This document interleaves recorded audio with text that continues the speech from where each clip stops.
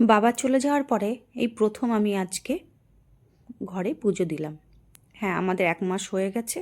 তারপর সমস্ত পরিষ্কার করে তারপরে আজকে প্রথম পূর্ণিমার দিন পুজোটা দিলাম। তা দুপুরে সেভাবে কিছু খাওয়া হয়নি, তো ভাবলাম রাত্রেবেলা একটু ডালিয়া বানাই। দুপুরে লুচি বানিয়ে দিয়েছিলাম 2 মাকে, আর আমি সেভাবে কিছু খাইনি। তো যাই হোক, ডালিয়া বানাতে এসে এই যে সবজিগুলো এনেছিলাম, আমাদের গেটের সামনে এসেছিলো, তো সেখান থেকে নিয়েছিলাম। মা আবার সুন্দর করে ধুয়ে আবার শুকিয়ে এখানে রেখেছে। এগুলো আবার প্লাস্টিকে ভরে ফ্রিজে তুলে দেবো। তো ডালিয়া তো খুবই সিম্পল হয় এবং খুব সহজ, সবাই বানায়।